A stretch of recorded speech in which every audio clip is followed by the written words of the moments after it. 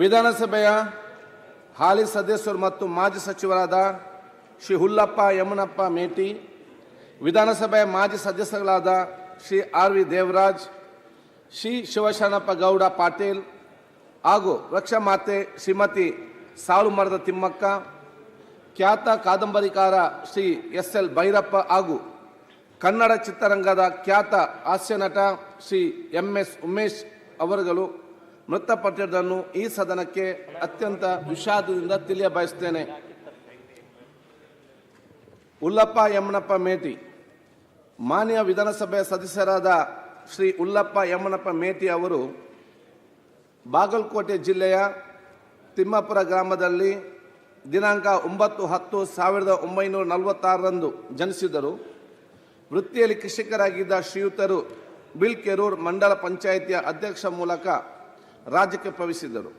ಬಾಗಲಕೋಟೆ ತಾಲೂಕು ಕೃಷಿ ಹುಟ್ಟುವಳಿ ಮಾರಾಟ ಸಮಿತಿ, ಬಾಗಲಕೋಟೆ ಪಟ್ಟಣ ಅಭಿವೃದ್ಧಿ ಪ್ರಾಧಿಕಾರ ಮತ್ತು ಎಂಎಸ್ಐಎಲ್ನ ಅಧ್ಯಕ್ಷರಾಗಿ, ಡಿಸಿಸಿ ಬ್ಯಾಂಕ್ ಹಾಗೂ ಎಪಿಎಂಸಿಯ ನಿರ್ದೇಶಕರಾಗಿ ಸೇವೆ ಸಲ್ಲಿಸಿದ ಶ್ರೀಯುತರು 1989ರಲ್ಲಿ ಗುಲ್ಲೆದೆಗುಡ್ಡ ವಿಧಾನಸಭಾ ಕ್ಷೇತ್ರದಿಂದ ಮೊದಲ ಬಾರಿಗೆ 9ನೇ ವಿಧಾನಸಭಾ ಕ್ಷೇತ್ರಕ್ಕೆ ಚುನಾಯಿತರಾಗಿದ್ದು, ನಂತರ 10-12ನೇ ವಿಧಾನಸಭೆಗೆ ಅದೇ ಕ್ಷೇತ್ರದಿಂದ ಪುನರ್ ಆಯ್ಕೆಯಾಗಿದ್ದರು. 14ನೇ ವಿಧಾನಸಭೆಗೆ ಅದೇ ಕ್ಷೇತ್ರದಿಂದ ಪುನರ್ ಆಯ್ಕೆಗೊಂಡಿದ್ದರು. ಅರಣ್ಯ ಸಚಿವರಾಗಿ ಹಾಗೂ ಅಬಕಾರಿ ಸಚಿವರಾಗಿ ಕಾರ್ಯನಿರ್ವಹಿಸಿದ ಶ್ರೀಯುತರು 1996ರಲ್ಲಿ ಬಾಗಲಕೋಟೆ ಲೋಕಸಭಾ ಕ್ಷೇತ್ರದಿಂದ ಸಂಸದರಾಗಿ ಆಯ್ಕೆಯಾಗಿ ಸೇವೆ ಸಲ್ಲಿಸಿದರು. ಹಿರಿಯ ರಾಜಕೀಯ ಧುರೀಣ ಶ್ರೀ ಹುಲ್ಲಪ್ಪ ಯಮನಪ್ಪ ಮೇಟಿ ಅವರು ದಿನಾಂಕ 4/11/2025 ನಿಧನ ಹೊಂದಿರುತ್ತಾರೆ. ಶ್ರೀ ಆರ್.ವಿ. ದೇವರಾಜ್ ವಿಧಾನಸಭೆಯ ಮಾಜಿ ಸದಸ್ಯರಾಗಿದ್ದ ಶ್ರೀ ಆರ್.ವಿ. ದೇವರಾಜ್ ಅವರು ದಿನಾಂಕ 3/12/1957 ಬೆಂಗಳೂರಿನಲ್ಲಿ ಜನಿಸಿದರು. BA ಪದವೀಧರರಾಗಿದ್ದ ಶ್ರೀಯುತರು ವೃತ್ತಿಯಲ್ಲಿ ವ್ಯಾಪಸ್ಥರಾಗಿದ್ದರು. ಉತ್ತಮ ಸಂಘಟಕರಾಗಿದ್ದ ಅವರು ಸಾಮಾಜಿಕ ಚಟುವಟಿಕೆಗಳಲ್ಲಿ ಸಕ್ರಿಯವಾಗಿ ಪಾಲ್ಗೊಳ್ಳುತ್ತಿದ್ದರು.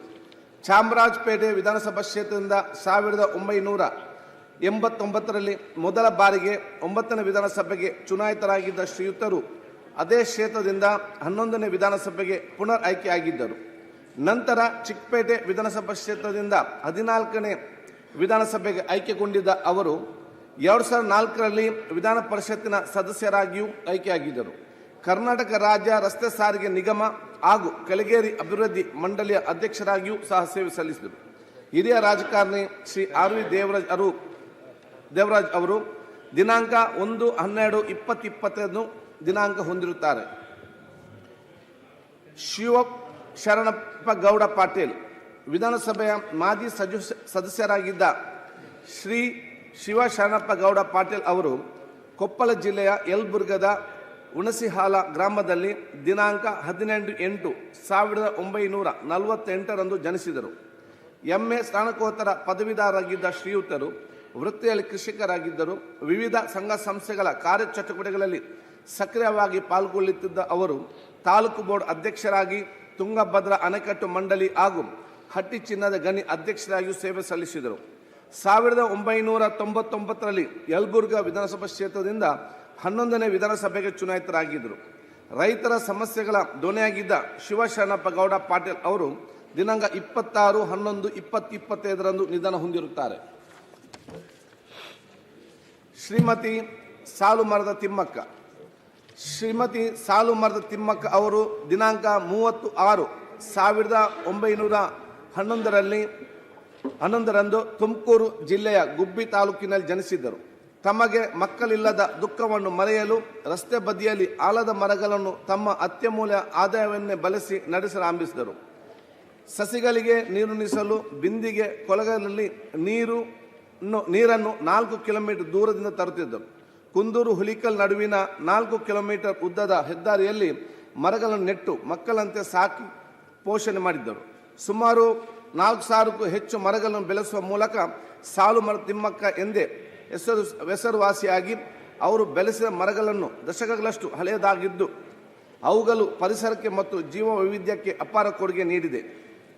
ಅನಾರಕ್ಷತೆಯಾಗಿದ್ದರೂ ಪರಿಸರದ ಸಂರಕ್ಷಣೆಯಲ್ಲಿ ಮಹತ್ವದ ಕಾರ್ಯ ಕೈಗೊಂಡಿದ್ದ ಅವರು ರಾಷ್ಟ್ರೀಯ ಪೌರ ಪ್ರಶಸ್ತಿ, ಇಂದಿರಾ ಪ್ರಿಯದರ್ಶಿನಿ ವೃಕ್ಷ ಮಿತ್ರ ಪ್ರಶಸ್ತಿ, ವೀರಚಕ್ರ ಪ್ರಶಸ್ತಿ, ಕರ್ನಾಟಕ ಕಲ್ಪವಲ್ಲಿ ಪ್ರಶಸ್ತಿ, ರಾಜ್ಯೋತ್ಸವ ಪ್ರಶಸ್ತಿ, ನಾಡೋಜ ಪ್ರಶಸ್ತಿ, ಪದ್ಮಶ್ರೀ ಪ್ರಶಸ್ತಿ ಸೇರಿದಂತೆ ಹಲವಾರು ಪ್ರಶಸ್ತಿಗಳಿಗೆ ಭಾಜನರಾಗಿದ್ದರು. ಪರಿಸರದ ಬಗೆಗಿನ ಇವರ ಅತೀವ ಕಾಳಜಿಯನ್ನು ಪರಿಗಣಿಸಿದ ರಾಜ್ಯ ಸರ್ಕಾರವು ಇವರಿಗೆ ಸಂಪುಟ ದರ್ಜೆ ಸ್ಥಾನಮಾನ ನೀಡಿ ಪರಿಸರ ರಾಯಭಾರಿಯಾಗಿ ನೇಮಿಸಿತು. ಶತಾಯುಷಿ ಪರಿಸರ ಪ್ರೇಮಿ ಶ್ರೀಮತಿ ಸಾಲು ಮರದ ತಿಮ್ಮಕ್ಕ ಅವರು ದಿನಾಂಕ 14/11/2020 ನಿಧನ ಹೊಂದಿರುತ್ತಾರೆ. ಶ್ರೀ ಎಸ್.ಎಲ್. ಭೈರಪ್ಪ. ಖ್ಯಾತ ಕಾದಂಬರಿಕಾರರಾದ ಶ್ರೀ ಎಸ್.ಎಲ್. ಭೈರಪ್ಪರವರು ದಿನಾಂಕ 20/8/1931 ಹಾಸನ ಜಿಲ್ಲೆಯ ಚನ್ನರಾಯಪಟ್ಟಣ ತಾಲೂಕಿನ ಸಂತೇಶ್ವರಹಳ್ಳಿಯಲ್ಲಿ ಜನಿಸಿದ್ದರು. ಎಂ.ಎ. ತತ್ವಶಾಸ್ತ್ರ ಸ್ನಾತಕೋತ್ತರ ಪದವೀಧರರಾಗಿದ್ದ ಶ್ರೀಯುತರು ಮೈಸೂರು ವಿಶ್ವವಿದ್ಯಾಲಯದಿಂದ ಚಿನ್ನದ ಪದಕವನ್ನು ಪಡೆದಿದ್ದು, ಸತ್ಯ ಮತ್ತು ಸೌಂದರ್ಯ ಎಂಬ ಪ್ರಬಂಧಕ್ಕೆ ಬರೋಡದ ಮಹಾರಾಜ ಸತ್ಯಜಿರಾವ್ ವಿಶ್ವವಿದ್ಯಾಲಯದಿಂದ PhD ಪದವಿಯನ್ನು ಪಡೆದಿದ್ದ ಅವರು ಹುಬ್ಬಳ್ಳಿಯ ಶ್ರೀ ಕಾಡಸಿದ್ದೇಶ್ವರ ಕಾಲೇಜ್, ಗುಜರಾತ್ನ ಸರ್ದಾರ್ ಪಟೇಲ್ ವಿಶ್ವವಿದ್ಯಾಲಯ, ದೆಹಲಿಯ NCERT ಮತ್ತು ಮೈಸೂರಿನ ಪ್ರಾದೇಶಿಕ ಶಿಕ್ಷಣ ಕಾಲೇಜಿನಲ್ಲಿ ತರ್ಕ ಮತ್ತು ಮನೋವಿಜ್ಞಾನದ ಉಪನ್ಯಾಸಕರಾಗಿ ಸೇವೆ ಸಲ್ಲಿಸಿದರು. ಆಧುನಿಕ ಭಾರತದ ಜನಪ್ರಿಯ ಕಾದಂಬರಿಕಾರರಲ್ಲಿ ಒಬ್ಬರಾಗಿದ್ದ ಶ್ರೀಯುತರು ಸಮಗ್ರ ಅಧ್ಯಯನ ಮಾಡಿ ವಿಮರ್ಶಿಸಿ ತಮ್ಮದೇ ವಿಶಿಷ್ಟ ದಾಟಿಯಲ್ಲಿ ಕಾದಂಬರಿಗಳನ್ನು ರಚಿಸುತ್ತಿದ್ದರು.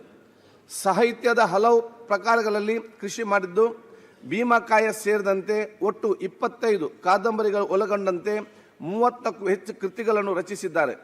ಅವರು ರಚಿಸಿದ ವಂಶವೃಕ್ಷ, ತಬ್ಬಲಿಯು ನೀನಾದೆ ಮಗನೇ, ಮತದಾನ, ಯಾನ, ಉತ್ತರಾಖಂಡ ಮತ್ತು ನಾಯಿ ನೆರಳು ಕಾದಂಬರಿಗಳು ಚಲನಚಿತ್ರಗಳಾಗಿ ನಿರ್ಮಾಣಗೊಂಡಿವೆ. ಅವರ ಎಲ್ಲ ಕಾದಂಬರಿಗಳಲ್ಲಿ ಅತ್ಯಂತ ವಿಮರ್ಶಾತ್ಮಕವಾಗಿ ಮೆಚ್ಚುಗೆ ವ್ಯಕ್ತಪಡಿದ ಪರ್ವ ಕಾದಂಬರಿಯು ಮಹಾಭಾರತದ ಮಹಾಕಾವ್ಯದಲ್ಲಿನ ಸಾಮಾಜಿಕ ರಚನೆ, ಮೌಲ್ಯಗಳು ಮತ್ತು ಮರಣವನ್ನು ಬಹಳ ಪರಿಣಾಮಕಾರಿ ನಿರೂಪಿಸುತ್ತದೆ. ಅವು ರಚಿಸಿದ ಅವರಣ ಕಾದಂಬರಿ ಪ್ರಕಟವಾದ 5 ತಿಂಗಳೊಳಗೆ 10 ಬಾರಿ ಮರುಮುದ್ರಣಗೊಂಡು ಭಾರತೀಯ ಸಾಹಿತ್ಯ ವಲಯಗಳಲ್ಲಿ ದಾಖಲೆಯನ್ನು ಸೃಷ್ಟಿಸಿತು. ಅವರು ಅನೇಕ ಕಾದಂಬರಿಗಳು ಇಂಗ್ಲಿಷ್ ಭಾಷೆ ಸೇರಿದಂತೆ ಭಾರತದ ಹಲವು ಭಾಷೆಗಳಿಗೆ ಅನುವಾದಗೊಂಡಿದೆ.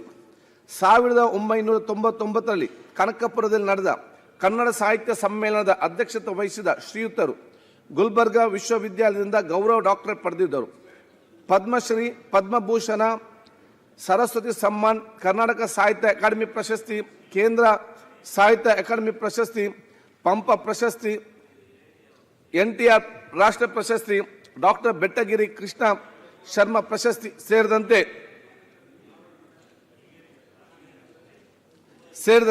10 ಹಲವಾರು ಪ್ರಶಸ್ತಿಗಳಿಗೆ ಭಾಜನರಾಗಿದ್ದರು.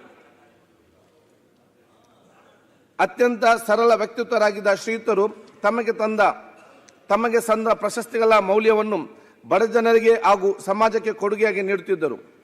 ಅನನ್ಯ ಸಾಹಿತಿ, ಖ್ಯಾತ ಕಾದಂಬರಿಕಾರ ಶ್ರೀ ಎಸ್.ಎಲ್. ಭೈರಪ್ಪ ಅವರು ದಿನಾಂಕ 24/9/2025 ನಿಧನ ಹೊಂದಿರುತ್ತಾರೆ. ಶ್ರೀ M.S. ಉಮೇಶ್. ಚಲನಚಿತ್ರರಂಗದ ಜನಪ್ರಿಯ ಹಾಸ್ಯ ಕಲಾವಿದರಾಗಿದ್ದ ಶ್ರೀ M.S. ಉಮೇಶ್ ಅವರು ಏಪ್ರಿಲ್ 22, 1945 ಮೈಸೂರಿನಲ್ಲಿ ಜನಿಸಿದರು.